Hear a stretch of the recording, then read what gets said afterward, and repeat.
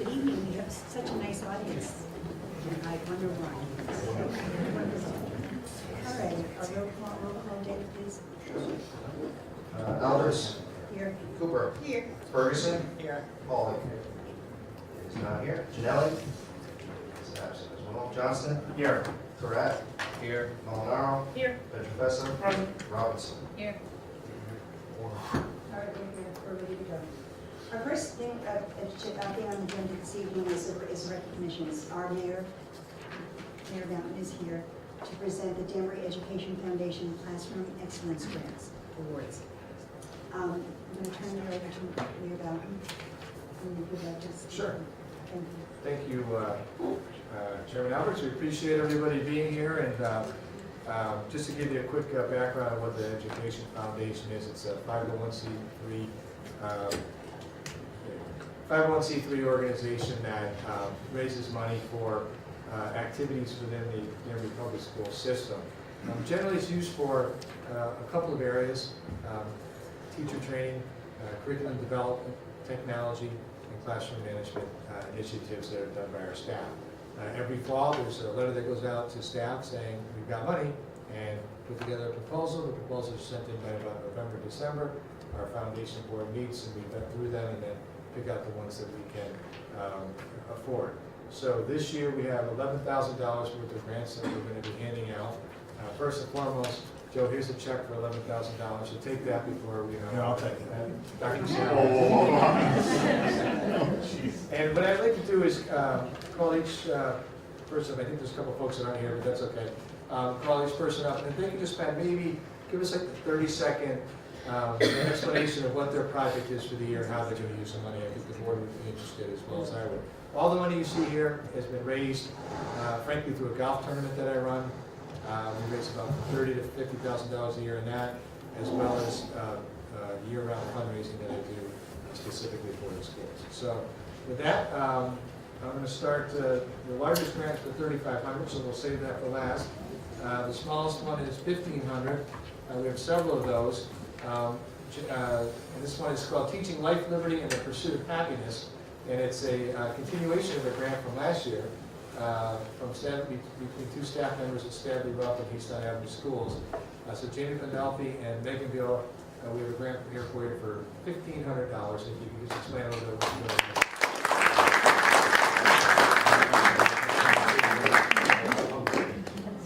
you're doing. Yeah. I'll start. Good evening. Thank you, Mayor Mountain. We're so excited.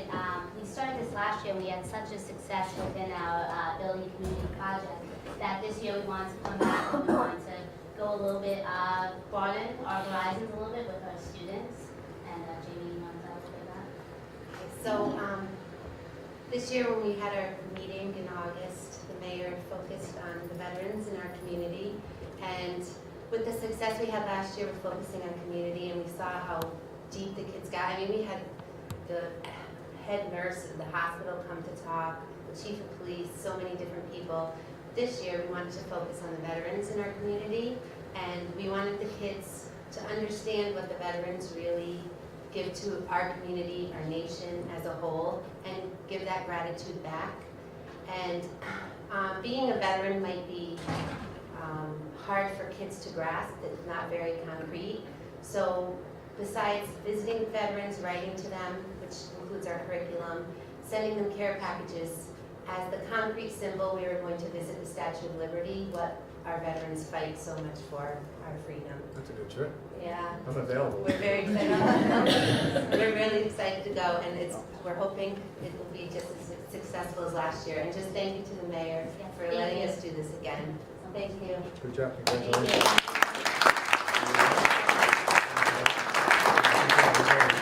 you. We'll see you next year. Yeah, hopefully. Next up is, again, these are all in no particular order. This is a $1,500 grant to my good buddy Christine Miller and Jenny Casey from Broadview Middle School and the School-Based Health Center, the Broadview United Leadership Program, $1,500. And this is a small representation of the Broadview United Leadership Council. Why don't you guys come up with me, please?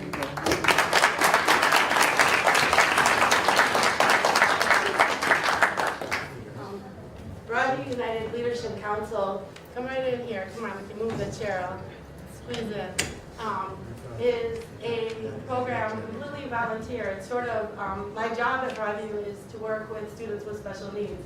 This is something that I do that is sort of extra, but not really, because what it does is it speaks to our mission of Broadview of bringing kindness and inclusion to our school and our community in multiple ways. And these students are all students who came forward and just said, we want to make our school and our community kinder and better.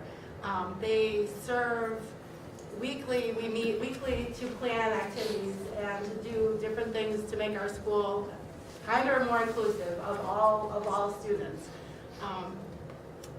The grant that we are receiving is for mini grants that these students will be overseeing for other students in any of the 3 middle schools to do a service project. We do a number of service projects already, but this will be for other kids to do service projects. So they will be providing the grant application, reading the grants, and administering the grants for other students to do service. And then we will be having a leadership conference to include students from all of those projects and other things. And these are the, let them, I don't know, would you like to share a little bit? They've done an awful lot this year with the school-wide positive behavior stuff that we've done, including the Sandy Hook Promise program. So this is Michael Ifkovitz, who he filmed a movie all about kindness and inclusion for the Start With Hello program.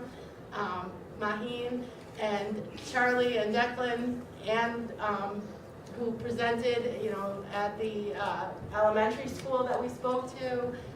The girls that are here have been volunteering. We run something called the Broadview Boutique, which provides food, gently used clothing, and other items for students in need in our school. And these girls have run that. They were also just greatly involved in all of the activities that we did around the Say Something program and the Start With Hello programs at Danbury. They led the march all the way around the school, right? Around the school on a cold day, and we formed. That was cold. It was cold. Yeah, we formed the logo of the Say Something program, and we were actually honored as second in the state, in the country for that. The people from the Sandy Hook Promise came out to honor them for that. Would you guys like to just say anything? Declan, as our resident speaker. With this grant, I feel we'll be able to empower our school and give kids a chance to do something that aren't part of this group. Give them a chance to be part of this group in a way with extension with these mini grants, and allow them to help the community in many ways that we couldn't, because we only have a limited amount of reach and we only have certain ideas, and other people can use their own ideas to further our community.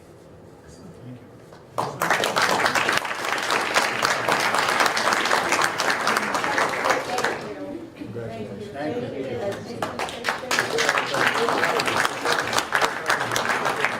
Good job. Very proud of you. Very proud of you. Good job. Good job. Don't let the mayor sing, okay? Good job, everybody. Incidentally, somebody mentioned, the last group mentioned a little bit about our veterans. I want to just let the board know that so far in this school year, Danbury Public Schools have raised close to $5,000 in donations for the War Memorial, both in in-kind as well as direct cash payments. And so I just want to let you know that that's an ongoing thing, and Steve Nocera will have a printout for you at the end of the year, letting you know how we made out in that project. And I know that the folks at the War Memorial are really thankful, so keep up the great work. Okay, next one is Moore Street School. Devin E. James Sullivan wants to make math fun through sports. $1,500 grant for Devin. Congratulations.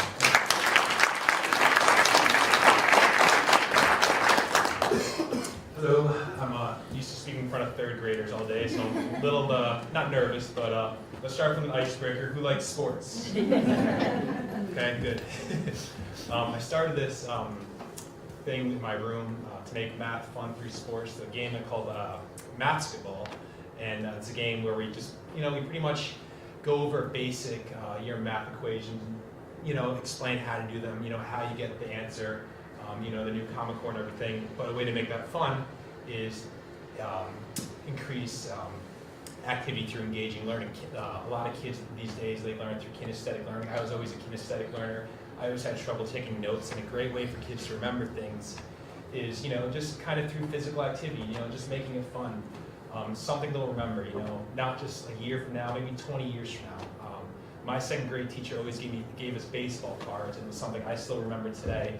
So we're going to use the money for a new basketball hoop and some soccer goals for outside, along with some basketball, soccer balls, and then hopefully in the springtime, once we get some nice weather, take the kids outside and bring some of these activities we do in the classroom outside for some engaging math lessons, and just making it more fun for everyone, even myself included.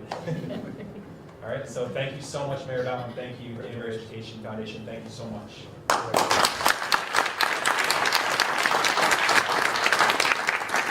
Okay, next award is also for $1,500, and that's to Brian Ho and the Danbury Public Middle Schools, the All-City Orchestra. I don't know, is Brian here?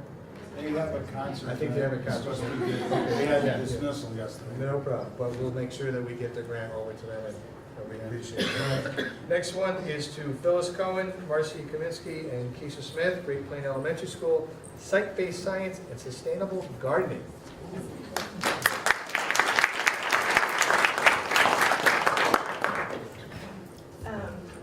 So first of all, thank you. 2 summers ago, I had the opportunity to attend a 3-day workshop put on by the Children's Environmental Literacy Foundation. And that was also an opportunity through the district and Praxar, I believe. And going through that experience really opened my eyes to a lot of concepts of sustainability and got me thinking about how could I bring those concepts back to my students. And the main thing that came to my mind was developing a garden, which was inspired. It's not an original idea. There's a phenomenal garden at the middle school at Rogers Park and at AIS and perhaps other places. But it meshes really beautifully with the science standards for K through 5 and a beautiful way for students to sort of think about being stewards of the planet and also recognizing their role as citizens of our community and of the earth. So we're really excited to implement this in the spring. We have some partners through the Cooperative Extension and through the Taylor Farm and some other local organic farms that have agreed to give us oversight. So we're really excited. Thank you. Congratulations.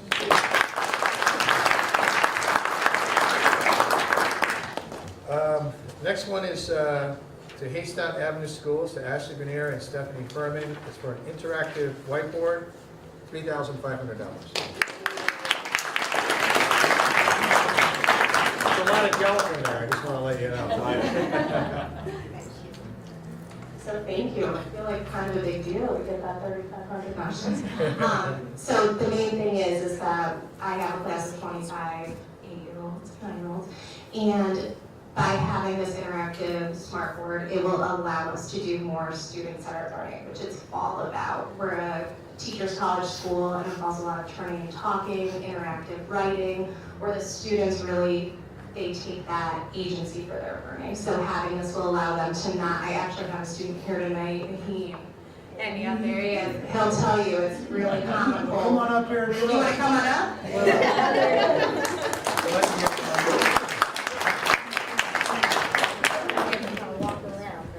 And I'll tell how crowd the desks are, right?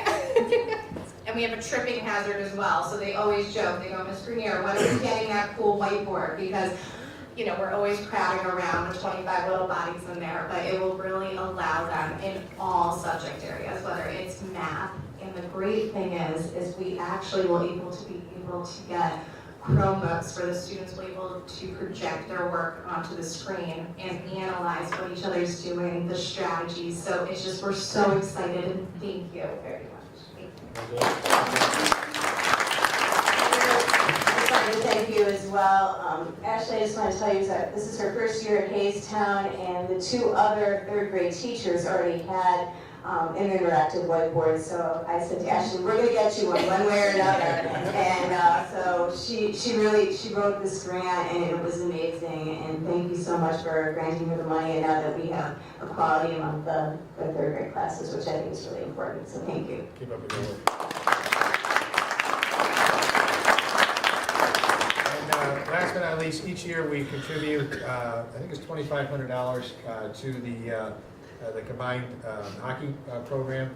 I don't know if anybody from the hockey. They are here. Okay, we got you covered. He's got the check, but we did want to recognize you and thank you for all your hard work. And again, we're assisting you with scholarships so our kids can go out there and play as well.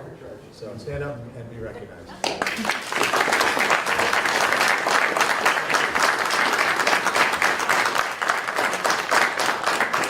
Good stuff. Keep up the good work. So, with that, we appreciate it. We'll see you next year, Madam Chairwoman, and budget's coming, so we're all going to have fun. We live for that. Yes. Before he leaves the room, I would like to take the opportunity to thank Mayor Bowden for his education foundation and all the good work that it does. Thank you very much, sir. And thank you to all of the teachers that are here and all the teachers that didn't win. We're all doing wonderful things with our kids, and that's what makes doing what we do worthwhile. Thank you very, very much, all of you. That's it, thank you. All right, and moving along. Not to rush in, but moving along. And by the way, the winners don't have to stay for the whole meeting. I think they have homework. Polite and all right. Don't want to,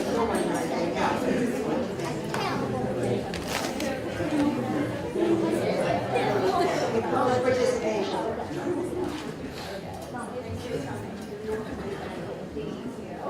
Board welcomes public participation and asks that speakers please limit their comments to 3 minutes. Speakers may offer objective comments of school operations and programs that concern them.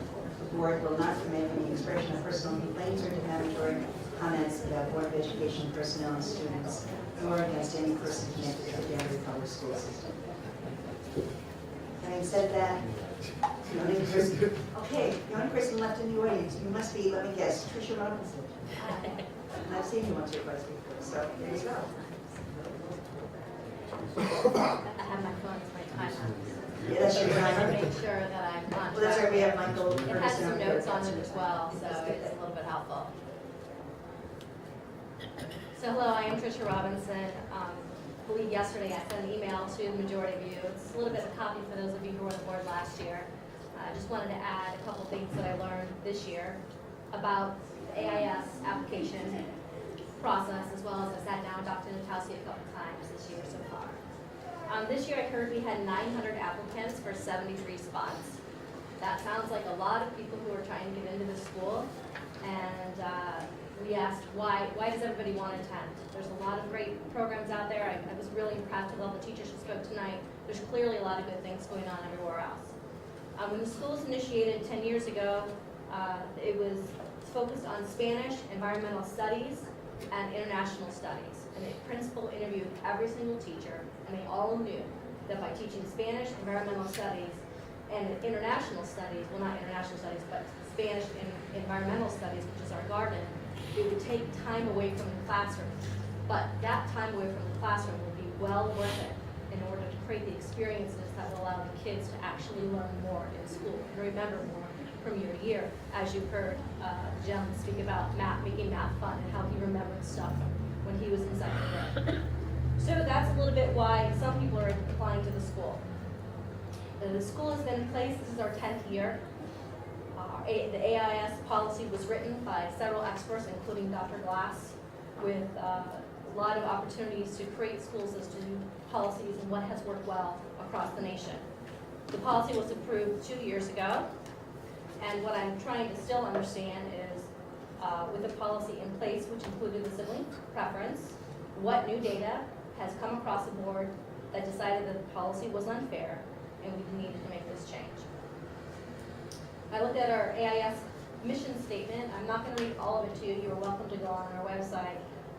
Again, I know there's a lot of great mission statements out there, but I was especially moved by the paragraph, our school community creates a supportive climate where students practice collaborative problem solving and understand others' perspectives while valuing and respecting diversity.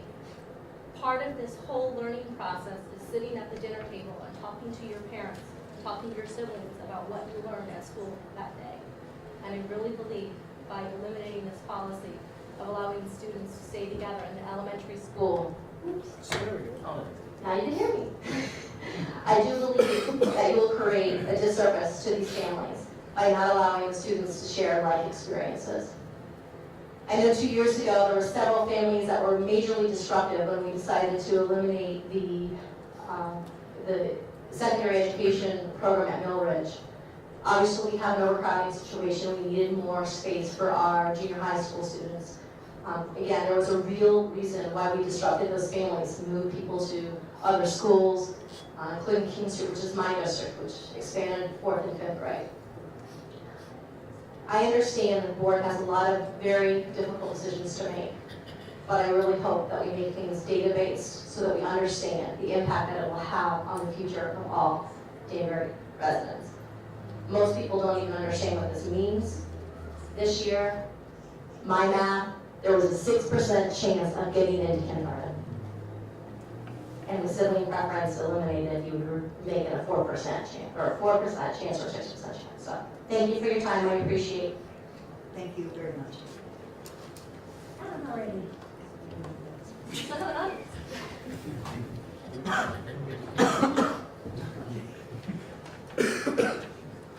Moving on to the consent calendars. That the Board of Education approves the items on the consent calendar, exhibits 16-29 through 16-32 as recommended. Second. Seconded by Mrs. Molinaro. Any discussion? None, seeing none. So I'd like to thank Pat Schultz for her 33 years. I'd like to publicly thank her. I know her. Good job. Thank you. All right, seeing none, all in favor? Aye. Any abstentions or no's? Is there an employee representative in the building? Okay, moving on. Student representatives, you're on. Here you go. Introduce yourselves, please.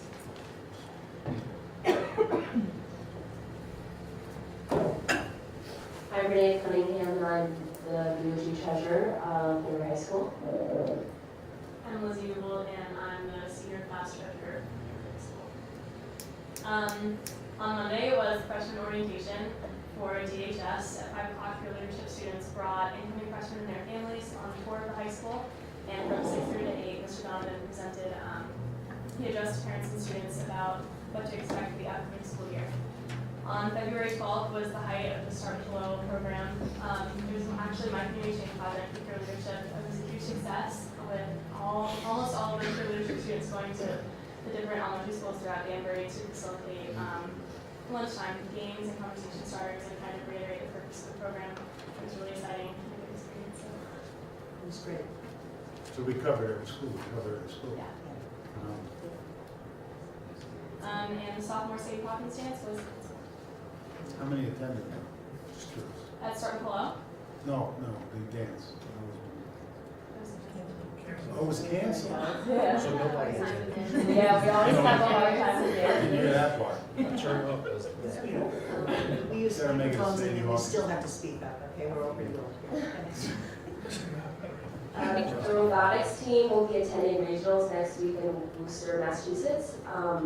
And the winter sports season is coming to a close. The boys basketball team has been very successful this season.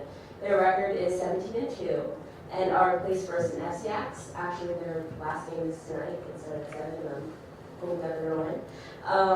HOSA, the Health Occupational Students of America Carnival, is on Friday in the DHS cafeteria after school to raise funds for the HOSA Club with games and food.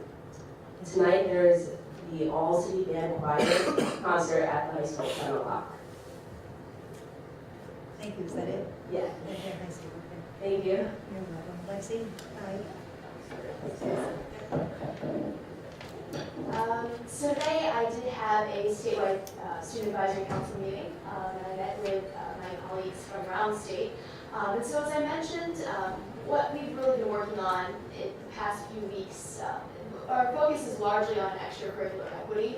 But I tried to start to expand the conversation beyond that a little, because while I think extracurricular equity is really important, I think that can be determined by certain subjective factors depending on the school. There are certain interests for extracurricular activities in some schools, whereas in other schools they might differ.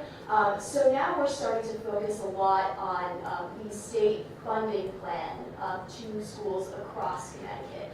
And we're starting to find that there are some really difficult issues that we have to tackle with that because a lot of towns and cities no longer get the funds that they should from the ECS formulas. In a lot of places they aren't always used. And I recently spoke to Ms. Katie Roy to try to understand a little bit more about how the funding process works.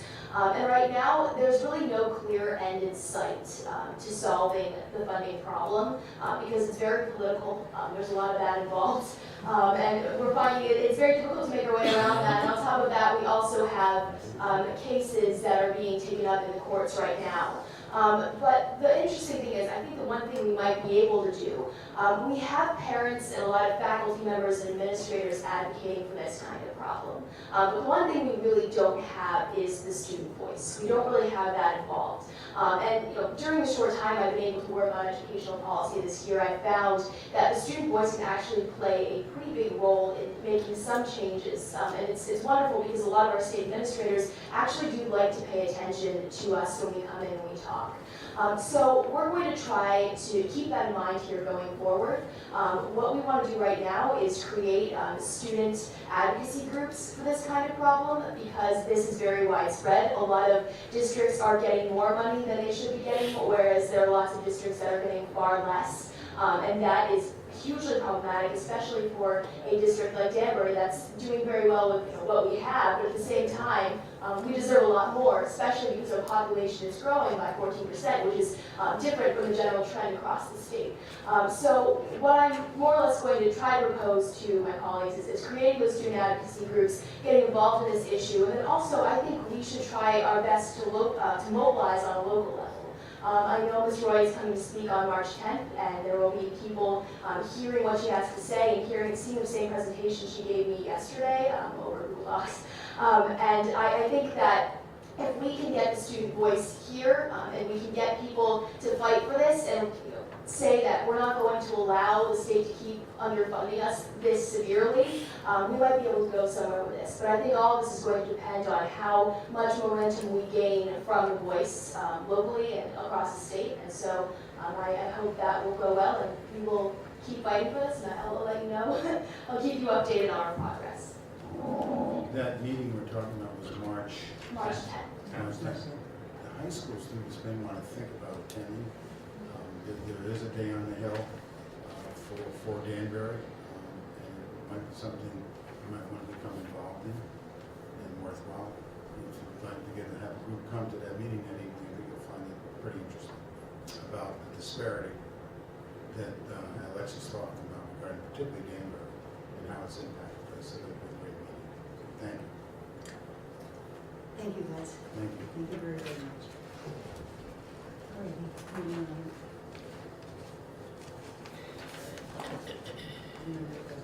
No, not this evening.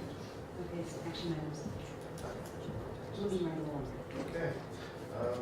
That the Board of Education accept the January 2016 operating results analysis general fund in accordance with 16-33. Second by Mrs. Cooper. Any questions? Seeing none. All in favor? Aye. Joe, would you like to talk? All's well as ends well in January so far. There you go. That's what I thought, but I was. Nobody wants to ask the honorary Ollie question? No, Joe, how are we looking? Insurance claims are looking better than normal. I got it. Yeah. Okay, good. All in favor? Did I do all in favor? All right. That the Board of Education accept the January 2016 operating results analysis grants projects in accordance with 16-34. Seconded by Mr. Ferguson. Any discussion, questions? Seeing none, I'll try your minds. All in favor? Aye. That the Board of Education approve the increase in the price of school lunch and breakfast, 16-35. Assuming everybody read it, are there any questions? Just quickly, for the board's knowledge, we have to maintain a certain price for our paid meals. If not, it jeopardizes our state and federal funding, and there's a ratio, which I put in the document, we have to raise by a nickel this year. So as you see, we actually have to raise it every year. Every year. So it's every year we send it. Yeah, we've been playing catch up. $50 by the time I left. Wow, it's 275. Yes. Can't buy ice cream. Was there a vote? Well, wait, No, wait. I seconded it, or whatever, but That's it. we didn't have a vote All in favor? yet. Aye. Motion passes. All right, we're on, We missed two motions. Are we both at the same time? Thanks, Joe. Sure.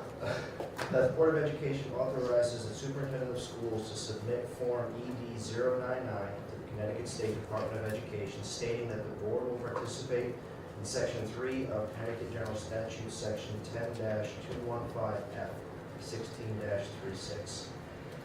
Healthy foods exemptions, as per Section 3 of Connecticut General Statute, Section 10-215F. The Board of Education may permit the sale of other food items that do not meet the Connecticut nutrition standards, provided that, 1, the sale is in connection with an event occurring after the end of the regular school day or on the weekend. 2, the sale is at the location of the event. 3, the beverages are not sold in the vending machine or school store. Exemptions to Section 3 of Connecticut General Statute, Section 10-215F, healthy foods. Motion that the Board of Education allow the sale to students of any legal foods not listed in Section 3 of Connecticut General Statute, Section 10-215F, at all co-curricular sponsored events such as sporting events, school performances, school dances, PTO-sponsored events, theatrical products, and school fairs, provided that the exemption criteria are met. Sorry, Dave. and after breathing, just say it by round. Actually, okay, so, and I'm not going to accept if there's no questions or discussions. Does anybody have any questions, or did everybody understand it and read all of it? Everybody but the guy who read it.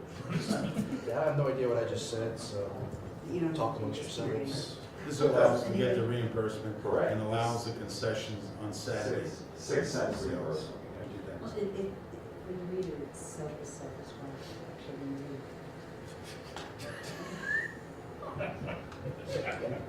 About 100,000, right? Alrighty, all in favor? Aye. And there we go. That's it. No, we got it. That's good. Do you want to tell them where you're going, just so they can hear it? Sure. We are in the midst of an election bid for the paras and tutors. There are two unions vying to represent the parent and tutor union. So in another 20 minutes, we have completed opening balloting for up to 500 tutors and paras. So I'm going to head over to Westside Middle School now for when the polls close to sort through challenges to any of the people who showed up to vote to make sure that they were appropriately listed, and then to see what happens. So, much fun as this is. Sorry. That should be more. Good night. Yeah, we're home before you are. I think you might be. Good night. Good night. Good night. Okay, E. That the Board of Education amend Board Bylaw 1-3, new board member orientation, item number 9, to read, as part of the orientation to expulsion hearings, it is recommended that new board members sit in on 2 expulsion hearings prior to being on an expulsion hearing panel, 16-37. Is there a second? Second. By Mrs. Malinero? I have a comment.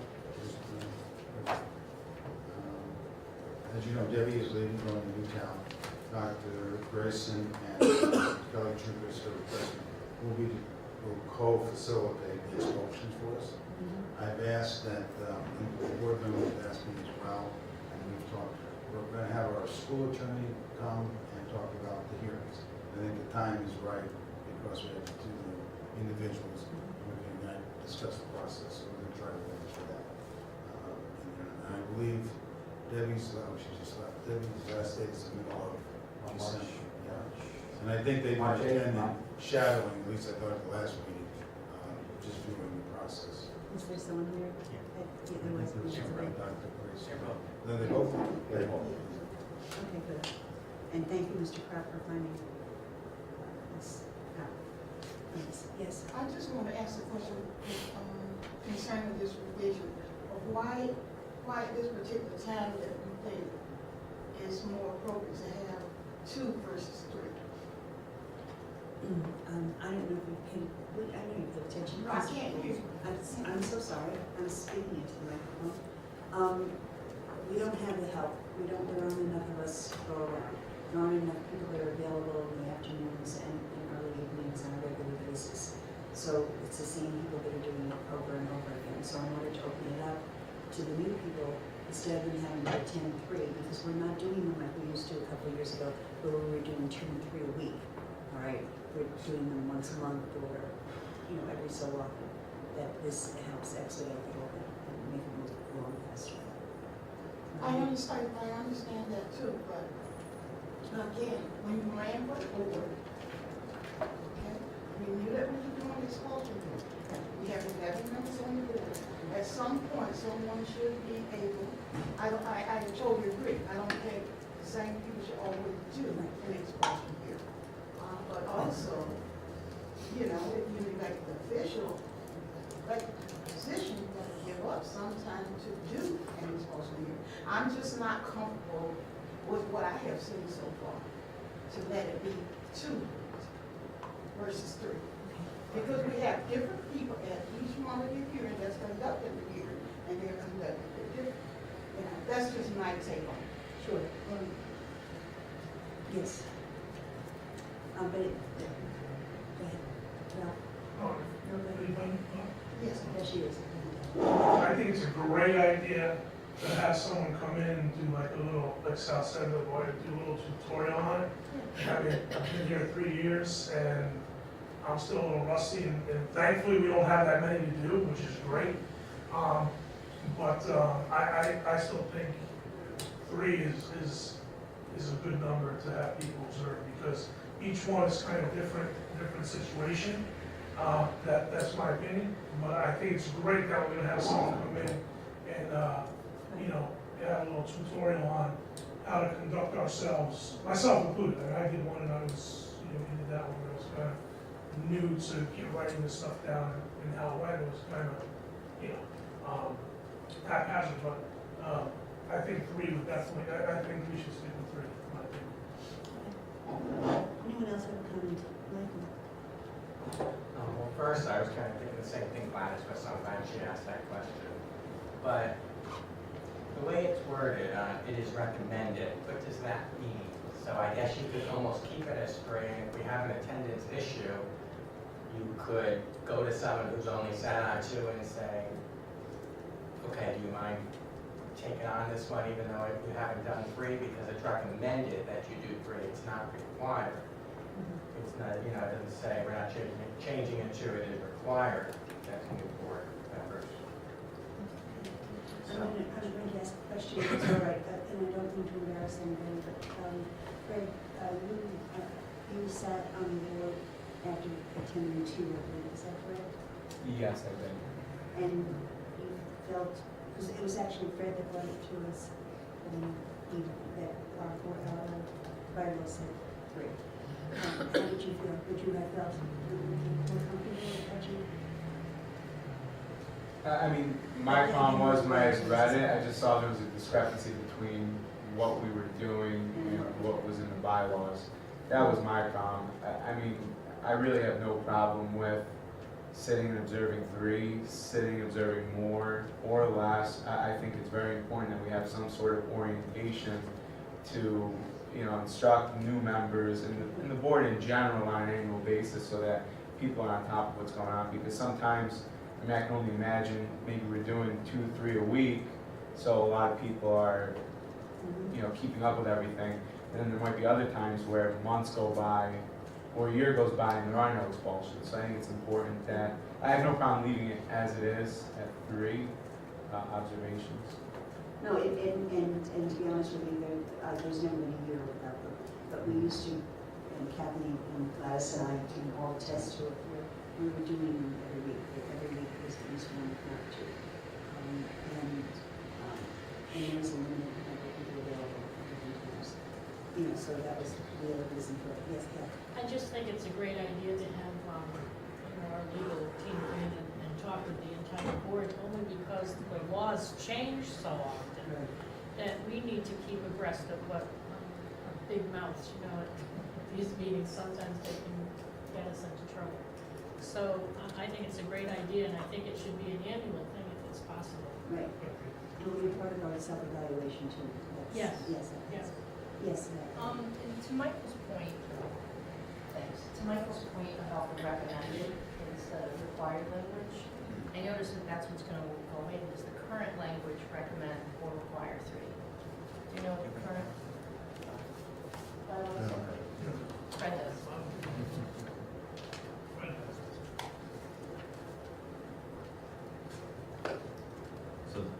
So the new language reads that you have to sit on 2? It says recommended, but I'm curious what it currently says, what the current bylaws say. Okay, right. Does it relate to 3? Is it recommended? It's or required? recommended also, yes. It is. No. It says required is 3, right? It's required.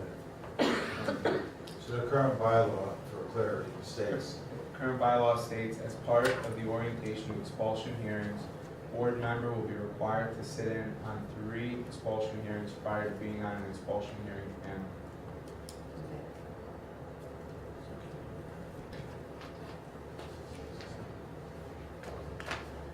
So we should table this motion. Michael, let's finish our conversation. Well, no, the only thing was We can vote it down. not to point this out, but if Fred's out, I feel it's not, and I'm observed too, and then actually voted on, and the bylaws say otherwise, that's a big conflict. Well, that was the whole point. That's why this came up in the first place. So I think maybe we should vote it down, because it's already been seconded, Right. and then we'll table it for correct language. Here's the other, well, there you go, what Ralph said, there's the other point, we can leave it as 3. I sat on 2, Fred's now sat on 3, one of which he was a participant, and Holly, you sat on 2, so we need to sit on 1 more, and then, at least as far as this board is set, we will have met the prerequisites. Right, and we're really just thinking about changing, if we do change it, if we take or vote it down and do bring it back later, we would only be changing probably the required language and recommended, keeping it. Okay, all right, so we'll vote this down. Where are we? All right, It was seconded. all in favor, it was seconded, so all in favor? Anybody in favor? Okay, that is against it, it's voted down. Got that, Jerry? so we, just for clarity, Unanimously, right. the bylaw remains in effect.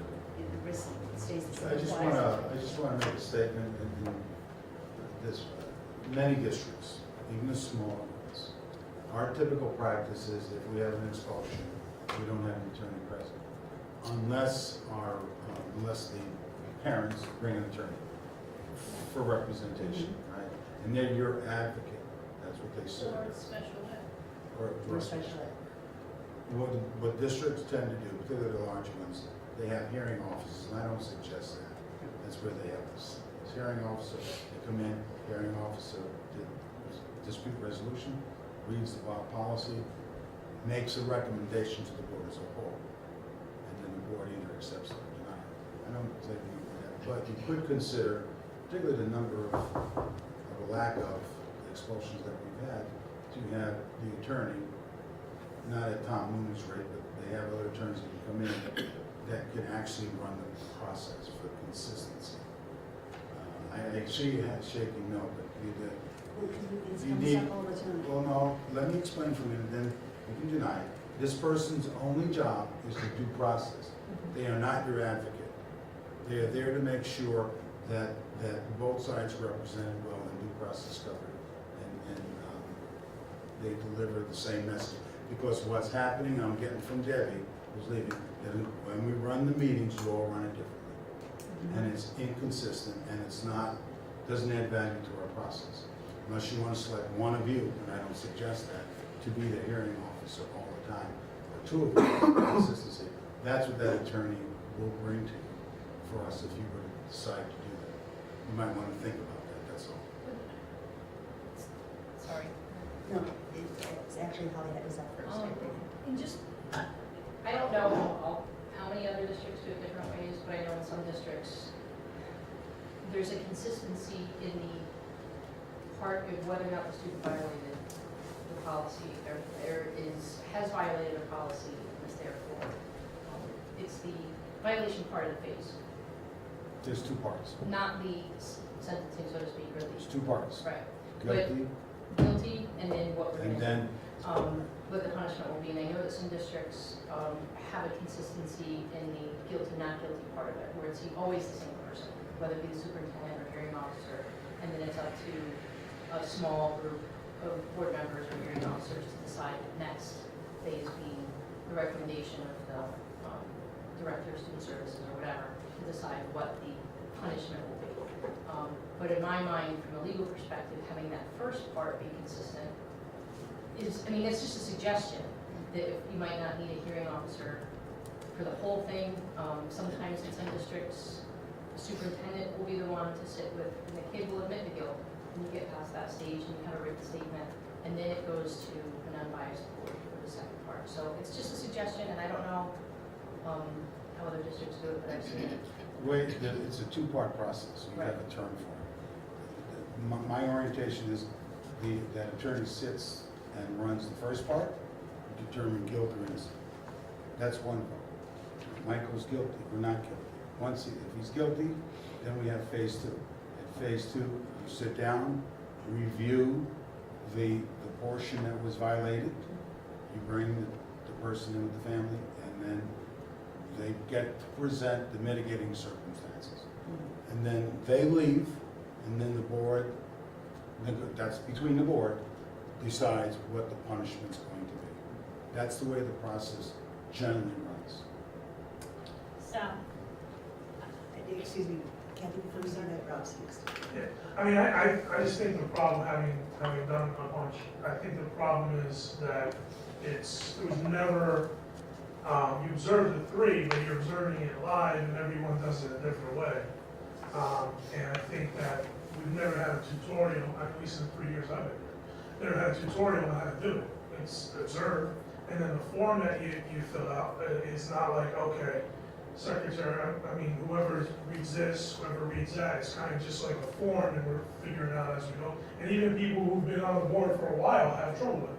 So I think I'm a hearing officer and I don't really care about what other districts do. I think that we just get the tutorial so we all know how to do it and just go from there. And maybe even change the form, the flow of the form where, okay, board member A says this and reads that, you know, each role has to be defined in my opinion. What I suggest then, this attorney that comes in, have the person actually conduct a hearing. So you can watch and model what the person is doing instead of just talking to you. Yeah, I mean, we can do a mock Because one. I just think it's important for you to mentally see what it looks like, because it is distinctly different. Yes, part of the presentation, he should, part of the presentation, he or she should do a mock one with student A, B, And we'll get that. Kathy, you're next. I just have never sat in an expulsion hearing where we had a problem with that first part of the expulsion. It's always cut and dry for all of us that I have ever sat with. Yes, he did, or yes, she did, violate the policy and the discussion. The second part is where we sit and discuss for sometimes forever, saying, you know, the kid needs a break or the kid needs to get his, you know, whatever, and. But that's the part that's localized for the board. Yes, but I'm just saying, I don't think we need an attorney, because we have never had a problem with saying, yes, it was violated, or no, it wasn't. It's pretty clear, but in 95% of the time, to your statement, the children agree to it. I mean, because usually. Or it's a clear violation. They did bring the knife to school, they didn't bring the knife to school, that, you know, it's a tangible break in. We understand that the marijuana is for medicinal purposes. Yeah, right. But you do bring it to school as of In now, little, policy in still little states you bags, can't yeah, bring it to school. right. Well, that's just something for you to think about, I'm just suggesting Well, that. we're going to have But that. you can have the attorney come and. We're going to have the attorney come and it'll be part of our self-evaluation, which is something that we all need to do as a board. We need to do a board evaluation. And now I have, after I have Pat and then you. Yep, and then just briefly to reiterate what Ralph said too, I actually spoke with Deb about it after I observed it and said I wouldn't, I would like to come in and talk to her about what I noticed or what it seemed to me was that maybe all we really needed was a more definitive script on how to do it. Chairperson says A, recording secretary says B, or whatever the titles are. And then so that those are defined and each person has their script, so it's very formal and very carried out, because it seemed to me that it drifted back and forth as to a lot, and that I think therein lied some of the confusion. So, and then something, training thing. maybe. Having that script is, I'm sure that when I ask the person to come, I will ask her or him to bring a script, if they have them exactly, and they can share that and they can model that and take a look at it. Then we all know that we're following the protocol. I think that's basically it, we're following the same protocol. That second part, Kathy, is always going to be a give and take, depending on what you all, that was the first procedure.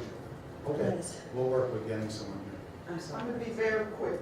I totally agree with Kathy, because if the incident had not happened, we wouldn't be at the point to have an expulsion hearing. So the very first part is, how are we going to go into the expulsion hearing and say he did not commit it? Because we're sitting there in the expulsion hearing. So the first part, yes, it is an expellable offense. So, I sort of look at it that way, and I totally agree. And I'm for the workshop, and I totally agree that even myself, we need to clean up our act a little bit better. Thank you. We can do that.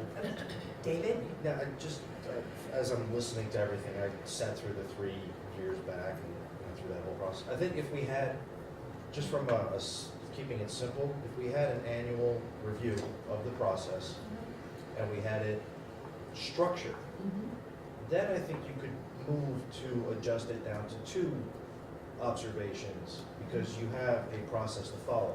Because let's face reality. People who get elected to the board don't necessarily have to come and observe 2 board meetings before showing up and voting. Very true, David.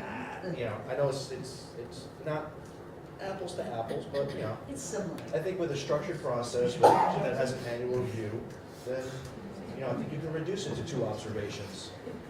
Apples to apples. So I'll work on having that, the PD for you on that, and we'll have the 2 new folks there too, okay? That'll be helpful. We're going into the superintendent's Okay, report. just state education budget meeting with the House Speaker, Brendan Sharkey. Joe has worked with Mr. Arconti, who arranged for a private meeting with us, and the mayor will come with us to go and talk to him about our budget situation. You wanna talk a little bit about that? Yeah, also I was up in Hartford last week testifying to the Appropriations Committee on behalf of Danbury for the education budget. Obviously stating the same issues with ECS and our funding and in a sense, the $1 million cut that was handed down to Danbury from the governor. And at Sal are going through some of the cuts. We got a briefing tonight on a bunch of things. There's several cuts that are going to impact this magnet school that go down right down the line. But I think the meeting with Sharkey Representative Sharkey is a good thing. I think definitely our voice is going to be heard up there, and I think it's, we'll see what comes out of it. And it's going to be a challenging year, clearly to say. How did you get the meeting? Representative County set up for us, actually. I met with Dave a couple Fridays ago, and explained to me where we were, our position on ECS, and the challenges we were facing. And he reached out to Representative Sharkey, and he set up the meeting, so that was good. I was also trying to get a meeting with Beth Bai. She's the co-chair of the Appropriations Committee, and we think maybe Andy Fleischman, the chair of the Education Committee, too. Is there a reelection?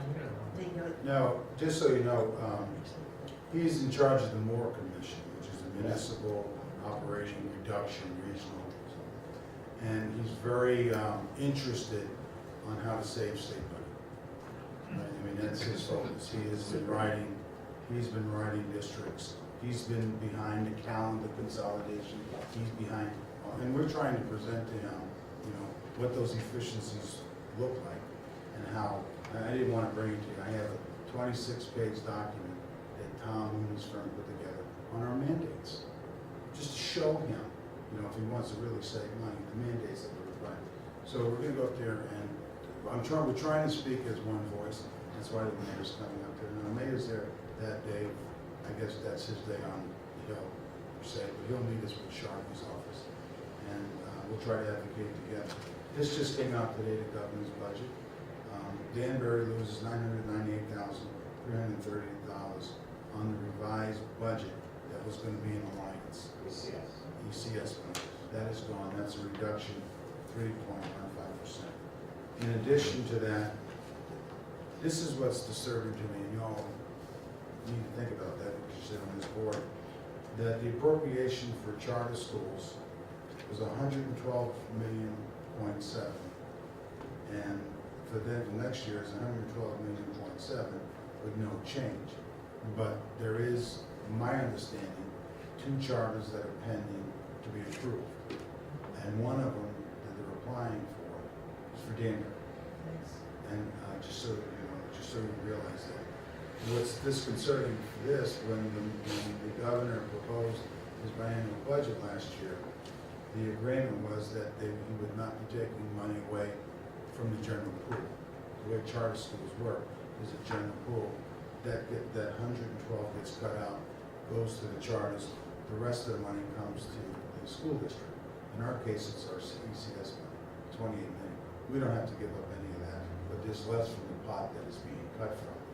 You will be responsible for transportation. You will be responsible for special education, nursing services, and possibly other OTP. Not any different than we do in our schools, just so you're aware. The magnet schools are being cut by 5%. We're going to lose about $120,000 on the estimation. Our estimation on the magnet. Then the other place that we'll be losing some money is a priority grant. But how much is that? $2.1 million now. I'm estimating on at least around $150,000 cut back. Among the 15 schools. Yeah, there's only 15 priority school districts. So just so you know, that's what we're facing. So we're going to go up there and try to get them and sit down with them and talk about when we use the money. I mean, they keep talking about reducing, but in fact, what happens to us is we can't extend the day, we can't use the priority money, we can't assist with tutors. It just starts becoming a special education issue. Special education issue becomes a state issue with excess costs. So if he really wants to save money, he ought to think about what he's doing systemically when he's reducing these grants. So maybe we'll get his attention. I don't know. But it's worth a shot for us to go up there and talk with him. I did get a couple questions when I was on the stand, which is interesting. That typically means that they're hearing you, even though at that point it was 9 o'clock at night. But they were concerned where our free and reduced lunch numbers were. I did get a question about the ELL. We are the second highest percentage of ELL students in the state. We're higher than Hartford and Bridgeport for overall percentage. And the one that's higher than us is Wyndham, which is a very small district. And it's about 25. I mean, they're minuscule in separation. So that was kind of shocking even when we started looking at some of the data. And there was some rumors. Remember, the board approved a lobbyist to work with us. Yes. I will, and then rumor was, well, the city's not going to do it, but in fact, something is moving on that. Yeah, there was an RFP done by the city. Steve Nocera and I are reviewing the applications now. I'm going to call him back, actually. Spoke to him yesterday. So we'll see who gets selected. And from the day Joe was there, the day I was there, it's amazing. All the interest, particularly that night you were there, was the charters, right? Moving kids in there in front of everybody talking.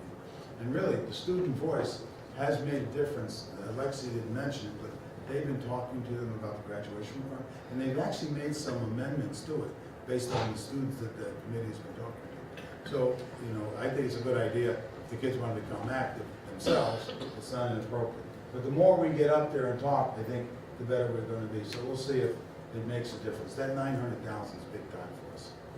It really is. Let me update you on some good news. ROTC, you know that program might be on. Okay, we found that someone applied for the position. It's the second position, there are two up there. The gentleman Hector retired in September. We could never backfill. There's been a service person in there who's been helping with drills and what have you, but the main person in charge is the one that's retiring. So we're gonna be able to hire that second person. They will permit us to run the program as we actively recruit. So it looks like we have, which is a good thing. We're really worried about that, so we're good. Participation rate, if you look at 10, I want to bring your attention to this. We have to be at 95%, and I talked a little bit about this. The state has now taken a position, I just received a letter. They want to know in writing, why, sir, what are we doing to stem this? What are we doing to achieve our 95%? Are we working with parents? Are we talking with youngsters? You know, are we just letting things alone? So we have to verify that. For us, if we don't achieve that, we could be losing $3 million, up to $3 million. And most of our money, right, Bill, that we have tied up with title, people. That's people.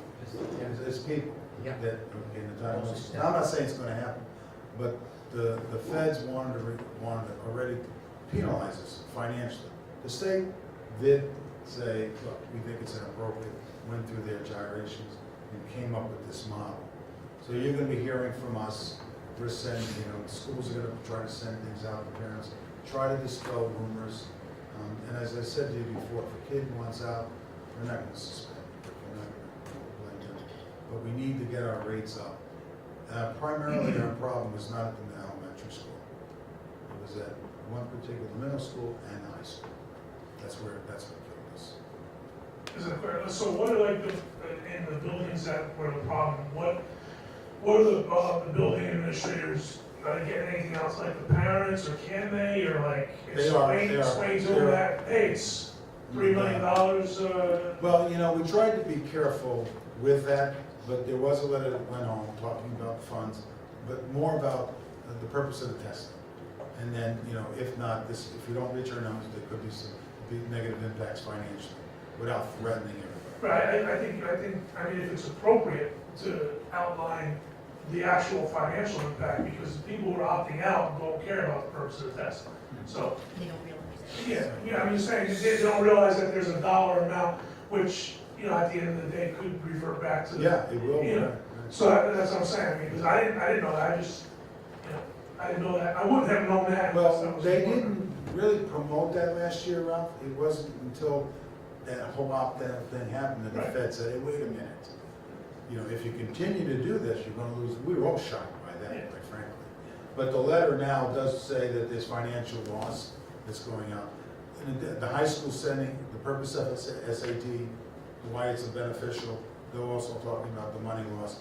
It's more of trying to educate everyone around. We had our own faculty talking about the validity of the testing and whether or not it was representative of our curriculum.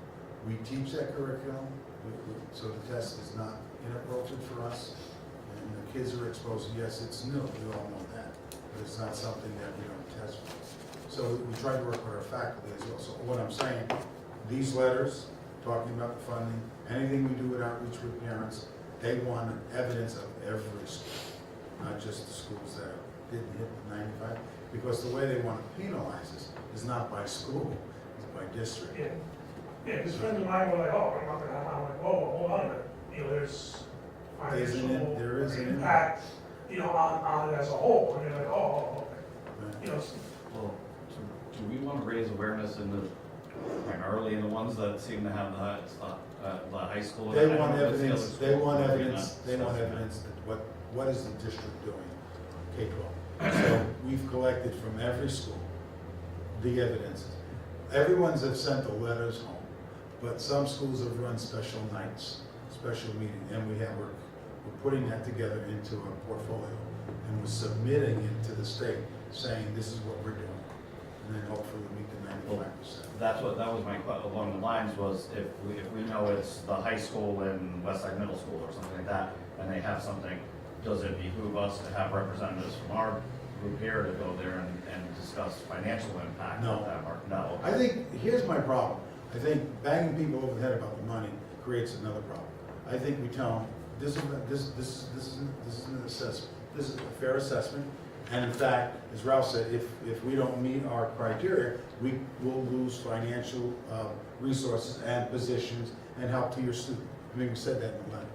But they want to see more than the letter. Have you done more? And we're doing more than the letter. Broadview's doing a lot of things, Rogers Park's doing a lot of things, West Side's doing some, and the elementaries. Here's my problem. The high school, when we used to give the CAP test, we had 2 weeks of makeup time where they would hurt the kids. And 1 year they didn't make the 95%, that was before I got it. But every year I've been here, they've been able to make it because they had time to make up. SAT is a real problem. I presented this, that there's only 2 administrations, which is next week is one, and then 1 makeup. We may not be able to make it only because we won't be getting all our kids in there. And we not only may, but most of the Alliance districts have said, look, you've got to give us some credit for kids that take their SAT away from the school. But they're not willing to do that now. So that's on the table. I'm really worried about the high school. I think we'll be fine K-8. I'm concerned about the high school, about the retesting piece. Because according to Gary and everyone, they kept bringing kids in almost every day to get kids to take. You go there when they yeah, right. I mean, they would go get the kids every day and sit them in there and take them. So I'm worried about that. And so at this point, the state's not going to do anything. But I just wanted you to know that we're actively working on it. We're collecting this information. There's a state meeting. We're sending someone. That was the outreach. We're going to send someone up there, do our due diligence, and see what really happens. We'll get a sense next week. The SATs are the first ones. We've elected to test in as late as possible. The folks that put the test together originally had said that they were going to make adjustments in the testing standards so that if a student takes a test in March and then a student takes the test because there's a big window in, let's say, April, May, that they would adjust the scoring. They never adjusted the scoring. So our position is to put our kids in the best position. We're going out as far as we can for testing. So we're going to start running in June 10th. We're going to end by the end of the school year. In order to, the psychometricians did not do what they said they were going to do. It was putting our kids to a disadvantage. So we'll see if that's helpful. So that's what's going on with that.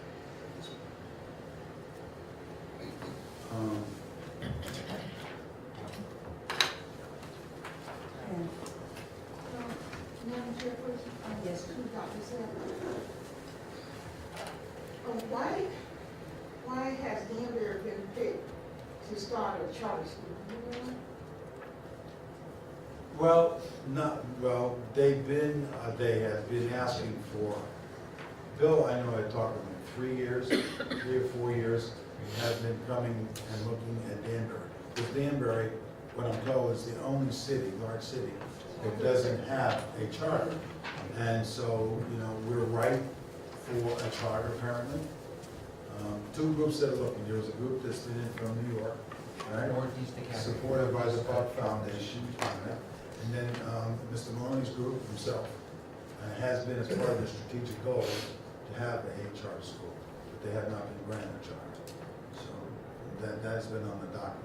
If the governor opens up 2 positions, then even for Bridgeport has 5 of them, Stanford has 3 of them. Everybody can put in for the new charters. We know that Danbury is going to put in for a charter. Either Mr. Maloney will put for a charter, or I don't know the name of the group. Northeast Charter School Network. Northeast Charter School Network could put in for a charter. So you state that we would be responsible for the transportation Our and the nurses, and they would do that. Our understanding is we provide now transportation to all of our private parochials that are in town. So if that exists in this town, which it will, students that live in our district, you're responsible for providing transportation. That's what we do right now. Then we also provide nursing services.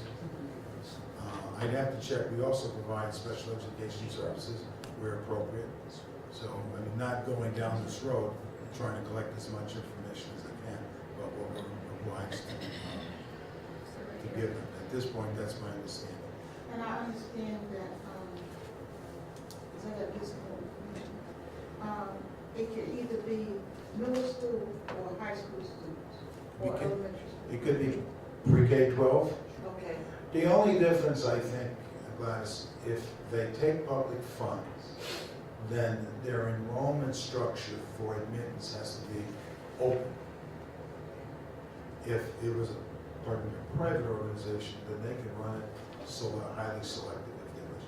But I think if they go through the charter system that's created as state money, then there's criteria for them, I think, for assessment and for selection. Those two things are part of the charter, who, by the way, is not approved there. All they gotta do is let you know as a board, and then they go to the state board for permission. We can grant it or not grant it, but it doesn't matter. What matters is what the state board grants. But those criteria have to be met. I think if it goes through, they'll be in front of us. They've been to your board meetings here for the past 2 years, sitting in the audience. I think they have to come in and do a presentation to you. Whether we have to act on it or not, I'd have to check. Then it goes to the state board. But for them to open. And if it happens, it'll be 2 years out. Okay, yeah, it can't be next year. There's a year of planning and permission. Thank you. I just had something, the newsletter, by the way, is done and out. I don't know if you got a copy. Okay, that's something that's, Joe, briefly, are you gonna redo the website? Yeah, we're in the process of finalizing the last version of the website. So do we have an idea of when? I haven't released it yet. We've got to still figure out, in a sense, kind of change some things around. So piece on the website are pretty dated. We've got, there's stuff we don't really need anymore, there's other stuff we do, so we've got to kind of go around that. But it's coming. It'll be great when it's coming. Okay, that's all. Discussion on I think you gave us this once before. I think you gave us this once before. I just passed out for folks the current ECS grant. In a sense, the 16-17 copy of the current grant. One of the issues is, Dr. Glass, Dr. Stein talked about, is the grant, in a sense, because we raise the good issue every year staff, there's things that continue to shift from the grant every year because of increases in salary. So right now, we have made some adjustments. This is, in a sense, a draft version of what we're working on submittal. I think the application is, Bill, April, May. So what you see before you, in a sense, is at least some of the frameworks that we're looking at for next year. Not a lot of major changes. You still have the major initiatives, the all-day K, all those pieces are still there. We did make some adjustments for the Head Start program. That was originally $250,000. That is now $125,000. That's sort of the bulk of the changes to the grant. We did reduce supplies some, again, to deal with the cost of salary. Inside that grant, you've got, in a sense, $6.4 million in salary plus another $700,000 in benefits. So it's becoming a massive grant inside itself. Any questions? The Head Start, you have professional services, can you explain that? It's just, that's what we have to classify for accounting. That's all. It's just, Okay, I so mean, it's it's Head Start funding. It's Head Start. It's a professional Period. service, type contractual service. I seem to recall something about some conversation about Head Start getting it to zero. It didn't, for me, that didn't register. I don't have any evidence of that, but what I thought we talked about was a reduction to that point. So, because of compression factor, we've had to reduce things. I talked to Mr. Maloney and said we reduced it by half. That if in fact the goal is to get to zero, then next year it would be reduced again. But that would be my recommendation to you. So people can plan for such a cut. We're looking at that. We have to submit this. It's a draft to them just so we get in the queue. We may want to alter some other things in there, but that is the mainstay right now, where we distributed $125,000 so that we could fund some of the other programming. So that's why I reduced it. I'm just gonna ask a question, but can we really afford the $125,000? I mean, we've been over this to death, we did it to death last year, and we reduced them And I thought we implied to Mr. Maloney last year that that was the last year we were going to be able to fund it. We need the money ourselves, we just went through what we don't have and what we need. And we're giving it to him, his program is funded by the government. That's how it's supposed to be funded. We are the only district in the state of Connecticut that still funds Head Start out of their budget. We can't get enough money from our city to give our kids what they need, our K-12 kids. And I'm sorry, this is killing me to say this, but we can't afford it. And so I personally don't feel that we should, I mean, I'm not criticizing your numbers, I'm just saying, I don't think we can afford that I'm sure you could take the $125,000 and disperse it somewhere else. Yeah, by procedure, the grant has to be approved by the board for submissions. And in a sense, you folks can have the final say. Well, I'm not saying take it and go on holiday, I'm saying, I'm sure that there are places here, and that's just my opinion. May I ask any other board member that would like to speak on this? Val? Yeah, I do remember, and I actually noticed in the budget that there was a line item for $250, and I thought we did kind of imply to Mr. Maloney that it was going to be gone. So. But we didn't vote on it, so just. No, I know, I'm I saying. clarified that with administration, it was never brought to a vote. No, right. We just let it go, we inferred that that was what we were going to do. And also, we don't currently fund our own pre-K program, correct? Right, well. Yeah, I mean, yes. grants, but we don't give any money out of the general, out of our budget to. Right. There is some salary that comes out of special ed, there's some. But that's a mandated program you're required to run. No, just, because I'm remembering a little bit last year, and I'm glad we brought it up, so. The background here Anybody else was would like to that, speak? just so the board knows, the Head Start was always part of Danbury school system until we jettisoned it about 3 years ago now, 4 years ago. It became, the board, not this board particularly, the board felt that it should be part of your auspices. So you owned that program. So we paid all the salaries. That's how this all operated. So it stayed there until it was jettisoned 3 or 4 years ago. And Head Start became a non-Danbury system program. They own all employees.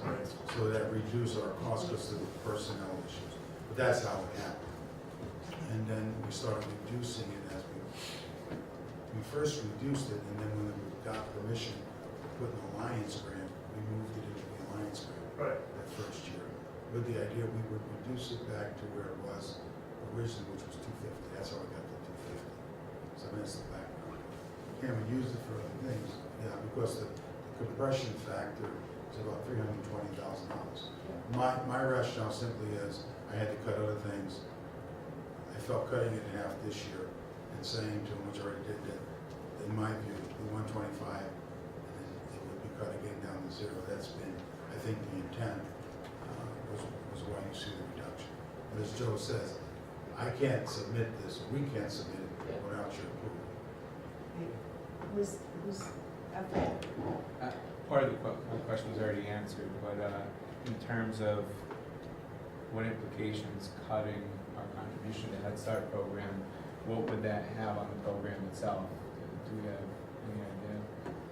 Bill?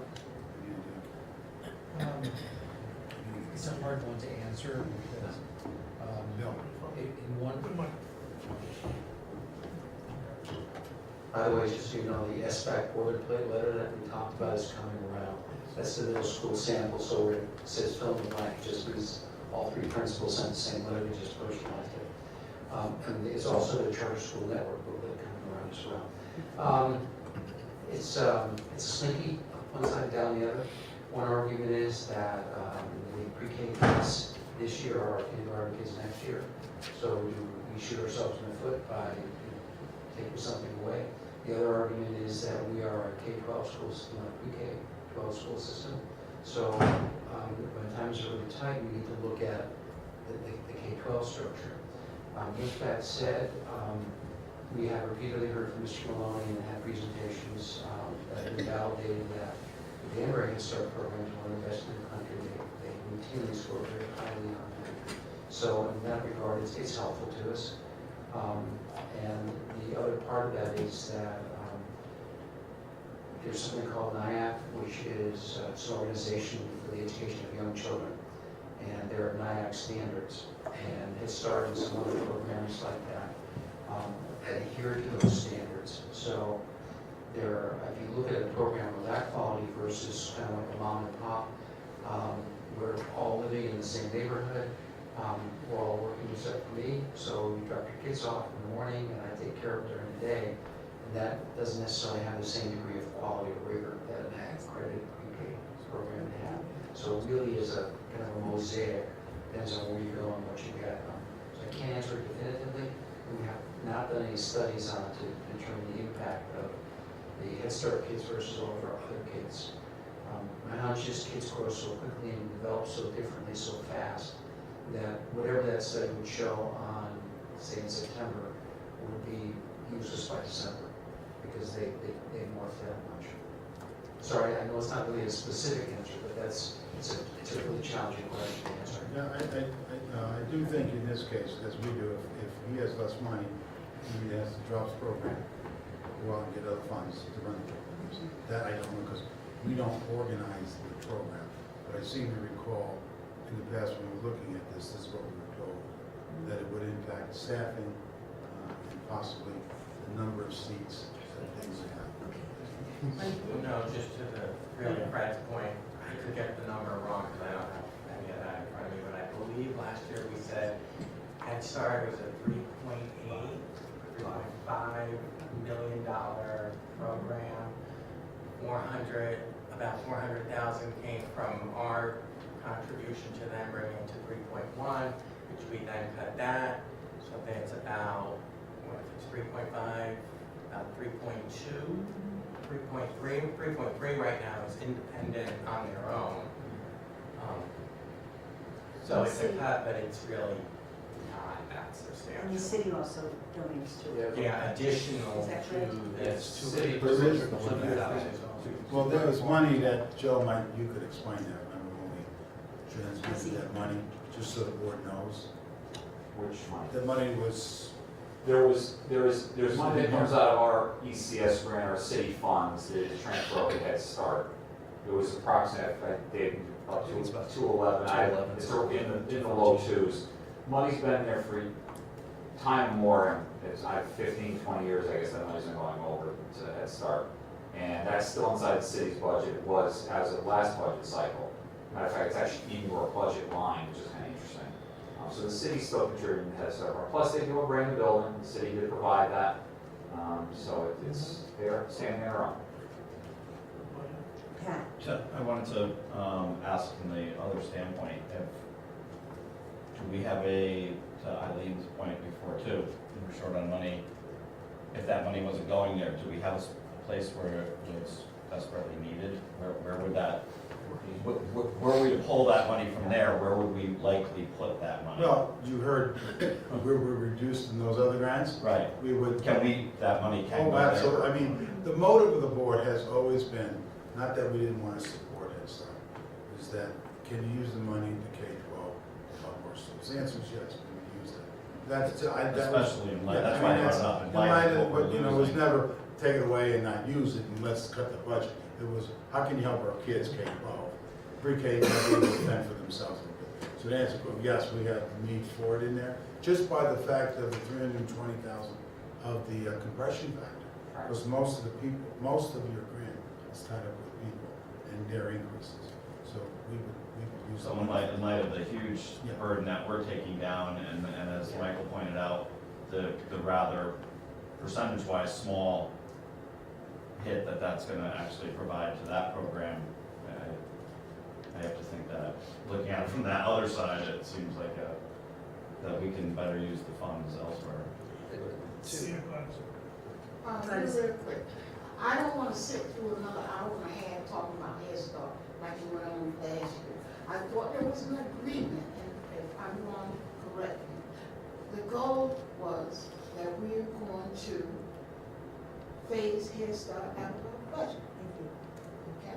And so, right now, we started off with, what, $250,000? For this school year, it was down to 250.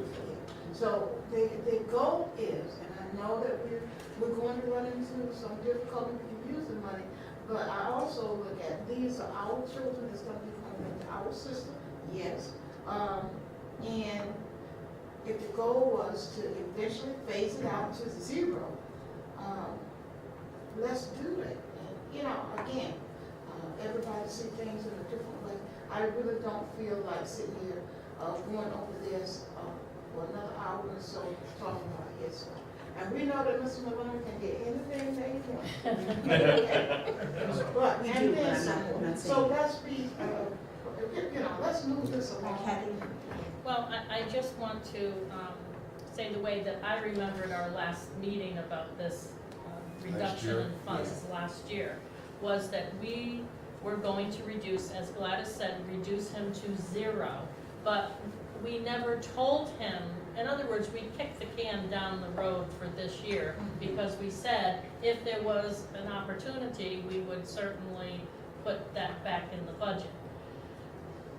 But again, we never formally told Mr. Maloney that we are zero.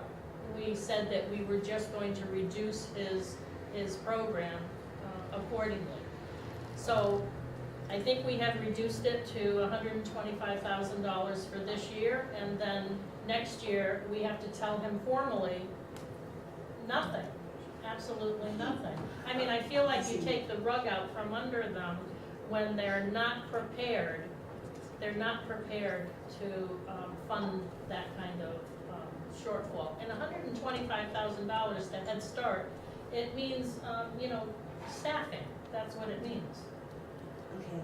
So, you know, and to Gladys's point, these are our children, and not only are they our children, but they are our poorest children. So, you know, we need to give them a leg up, and that's the Democrat talking. So,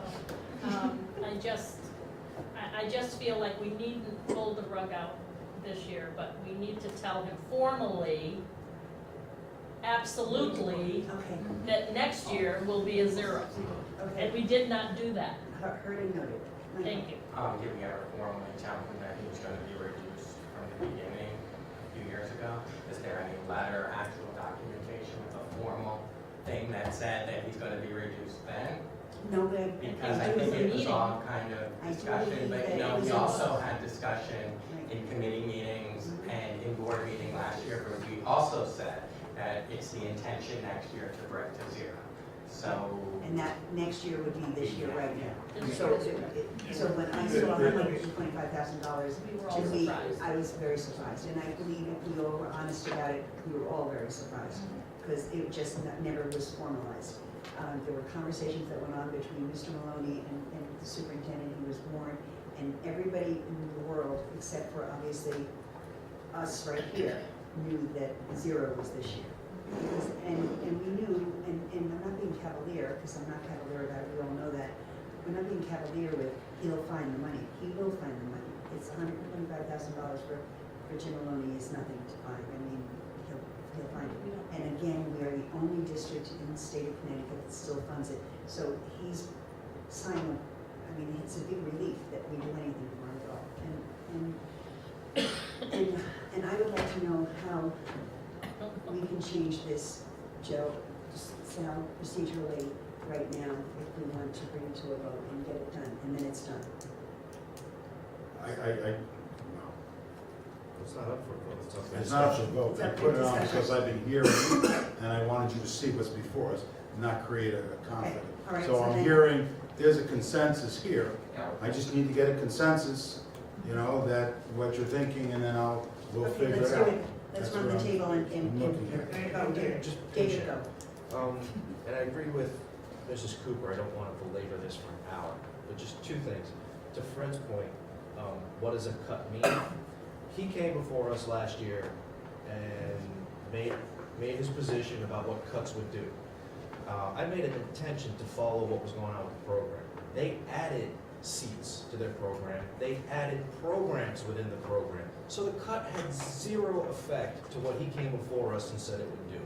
So I am absolutely convinced, dropping it to zero, he's gonna kick and scream and cry and whine, but it's not gonna change the nature of his program. Period. So to answer your question, reducing it to 125 or going from 250 to zero, he's still gonna get 211 or 214 out of the budget. The city mandates it, we can't do anything about it. The city is giving him buildings and materials and other stuff. It's not gonna impact his program. And then to the other point, I do, and this is me, remember having conversations where certain individuals who were not present tonight were adamant about bringing it to zero, and a number of us, not all, but a number of us were in agreement. So for me, Dr. Sal, I'd like to see you guys go back, reduce Head Start to zero, redistribute the funds in other needed places, and then come back to us. Do we give Head Start in-kind services? Not anymore, we used to, when they used to be over at the, buses or anything? no, when they were at Mill Ridge Intermediate. We have a provided space. Yes. lunch agreement with them, but that's. In due respect, what I presented to you was what I thought was fair, I still think, because the board's will on this thing. I'd rather the conversation go around, not the line item necessarily, but the understanding that we want to sever the relationship that we've had with Head Start financially. That's what you're really So telling me. can we run the table for consensus, please? Starting with you. No, I want to keep it. What keep means 125 and then zero. I just want to be clear Yes. this time. That's fine. Okay, I just want to 125 understand. and then zero. So yes would mean zero now. No, that we sever our financial responsibility to Head Start. So if you say yes, yeah, in this budget, it won't be on there when you see it next time. I just want to say one last thing. Because if I recall correctly, the day after we had that discussion, Moldy was in the paper with it, so someone had to tell him. So he was in the paper with it the day after we had a discussion. It's politics. So no, I know, I'm saying, so it's not, because I that, can't discuss it anymore. no, I'm just saying, that's how he rallied the troops, and they were here at the next meeting, which was like a week later. So that's my recollection of it. He'll be at the next Yeah, that's all. Okay, next, Fred. You can someone will tell him tomorrow. I don't know if this is acceptable, but I would like to abstain. I don't have enough Sure. No, information. of course it's acceptable. It still is a democracy, even though I think it's not. Go ahead. I'm gonna say no. No. No to sever or help. So that means stay with the 125 this year and then go to And zero. then go to zero. Which is the same as Kathy. Same. Yes, I got it. Okay. Zero this year. Yes. Yeah. I vote yes. Yes. I vote yes. 125 to zero. Or zero this year, sorry. Zero. All right, so we have 5 in favor of cutting it to zero, 3 in favor of leaving it as recommended, and 1 abstention. All right, so that's how it looks like. Okay, well, okay, got it, understood. So I can tell you how hard you vote. Tell your vote, Janelle will vote. Let me know what you know it will be. So 6, 4, 1. Exactly, right. Right along those party lines. Wait, which party is? Oh, right, because you know, he's switched, remember, You he's, gotta check. You might be Whatever different works, tomorrow. whatever works. sorry. All Sorry, right, Fred. so we only added 3 Um, minutes. Let me just spend a minute, if we have to, on the Shabbat. We have to. Yeah, as the board, we brought to the board a couple months ago, our current sending VOAG school is Region 14, which is non-water. The state has now granted Region 12, which is Supply Valley High School, a ag STEM program, which we will now be in that catchment area. So Chippewa has reached out to us because they need a commitment from Danbury to, in a sense, increase our seats going forward for their future lotteries. And I said to the board, well, myself, we all support the choice, we should be mindful on the overall cost. As you notice in this year's budget, we've increased probably $30,000 or $40,000 in the number of seats. We're currently 11 students up there right now, plus we have to provide transportation. So in reality, we would have to allocate additional seats to the new Ag STEM program in Region 12. So that's the sense where it sits. We have to sign a commitment with them to basically increase our seat count. I'm a little concerned to not have a hard number of seats, because I don't want to be exposed to, in a sense, infinite cost. So I think it's in the board's interest to make firm up, to come to some number. We currently have 11. You can have what's called a running 3-year average, but again, you have a lot of kids. I mean, it's a lot different where other towns are declining. South Billings, and we kind of talked. Totally agree, it should be a runaway train for us. The more we push the STEM program, which we believe in, the more we engender a culture that has kids who want to continue, which is wonderful. Except if we send them off, it's almost like the Head Start argument, where we're now subsidizing something and we could be using that money for local needs, which are that compression factor you heard about. I write the Alliance grant each year, and it's becoming harder and harder to write, because what do we cut out just to remain solvent? So the idea of capping this, there's no particular number, but if it's 11, just arbitrarily, if we cap it at 15, we're still being, good participants, good partners, but it's something that just doesn't get away from us where 500 kids want to go, and suddenly we're liable for a lot There's of money. 49 out-of-town seats that are going to be open in their lottery system. So now they're sending that Bethel, Danbury, and Fairfield. There's at least 6 towns that are in the new catchment area. We currently spend about $60,000 a year on busing. If we go from 11 to 15, are we looking at a vastly larger expense, or is that? Well, you're $7,400 per kid, so you're in a sense, about $28,000 in increased cost. This program's not going to open for another 2 years, I believe. There is a lot of interest in the program. I talked to a couple of parents, actually. We had a busing issue on time, and I did ask them on a long conversation, despite the kids, because clearly you have a STEM program at your middle schools. So that's obviously interest. So the board's always tried to open that opportunity for the kids for pathways. And I think we've been good stewards of doing that.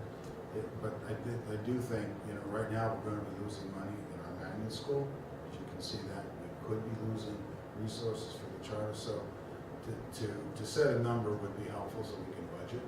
So at the next meeting, if you want me to come back with a recommended number, and if that works, then I'll send that up to the board. Maybe we could do it next week. Sure. Because they've been asking us. I think the 15 makes sense. And we had the bus going up there. Yeah, the bus is already running up there, so there's a sense that cost us in a sense fixed.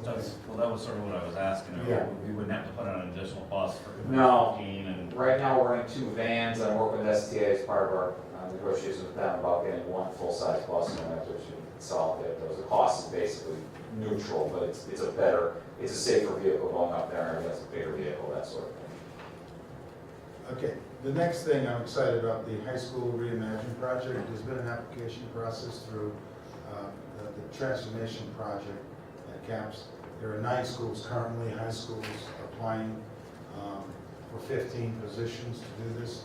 If you read this, it's the efforts that we've had the last 5 years with the Nellie Mae money, the redesign, the extended day, the DECO program, the freshman school, redesigning our syllabus, looking at our tracking system, all of those things comprehensively being looked at.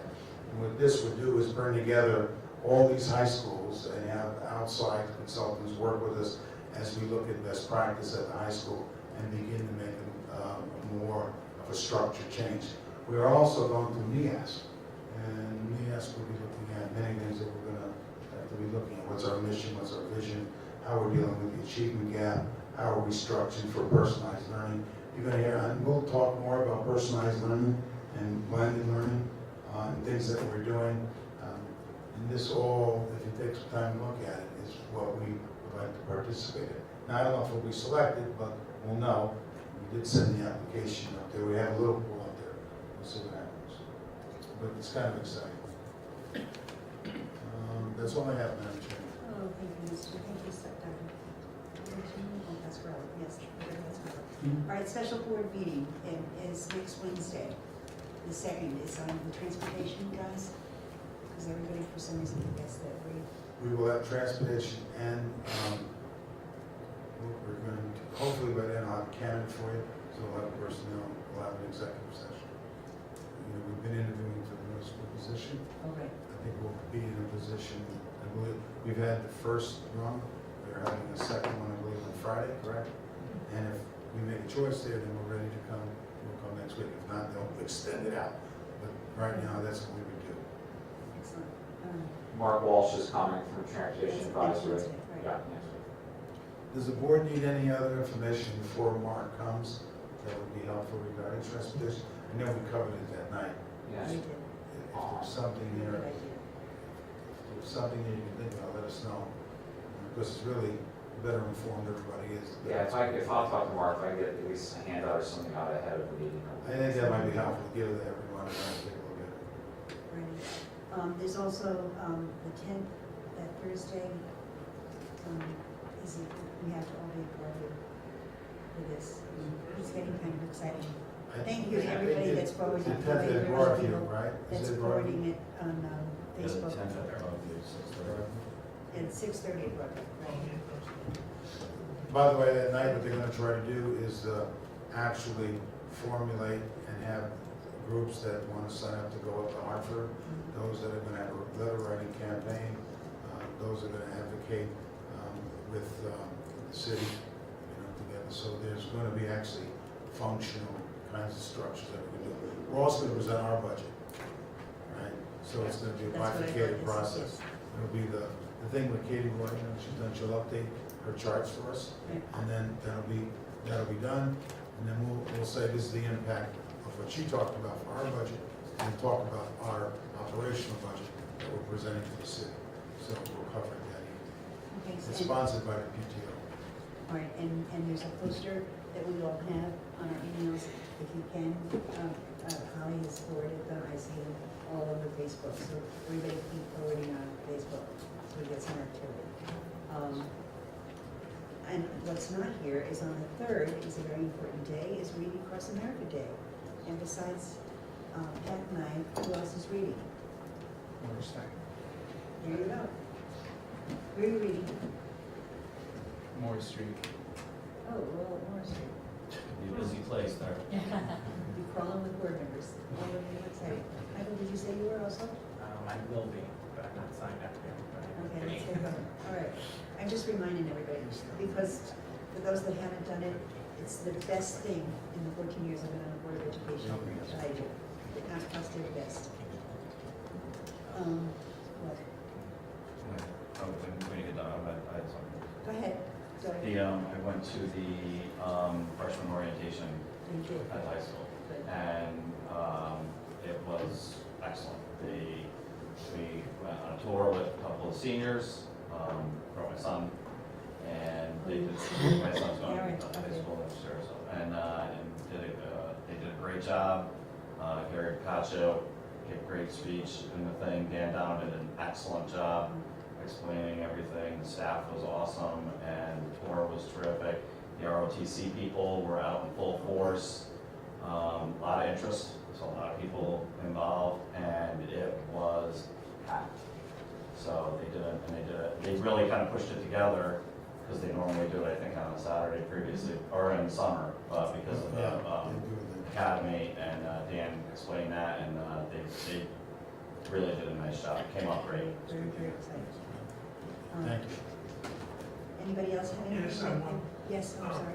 The citywide PTO, a couple of people from there asked if we can get them the email addresses for the council members. You know, reached out to you, Joe, about. You told me who they were, but. Yeah, there's no standing committee for the education subcommittee. I mean, Warren Levy was the chair, and like Fred Visconti's on it. I'm trying to think who else, Greg Seabury, and that committee's appointed every year. Why don't I go up and say, I'll go up to. Yeah, because they asked us last time we had met, Yeah. only go to their As of the council. last time I spoke to him, he hadn't decided what the committee was. And it was. That's not there. Yeah, that's right. That's Oh, Yeah, yes. so you got, there's a, Scott was on Okay. that's right, Joe Scott's on, I'm pretty sure. We can forward that to the, we can Yeah. forward that to the citywide it. PTO. I'll You find can out find out, tomorrow. get it to, I'll talk to Debbie and Debbie will disseminate it to you. All right. Anybody else have anything that they've done that they want to talk about? No? Seeing none, We're out of, sorry, excuse me. Do I hear a motion to adjourn? So moved. And is seconded by Mr. Ferguson. All in favor? Aye. All right, see you. Well, that was on all night? Okay.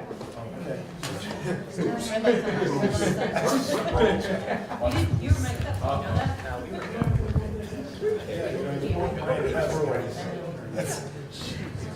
Not this time. What do you think was doing? You were recording? All right. Well, how are you, sir? Good. No, it's like we should. Okay, well, I'm not. Hi.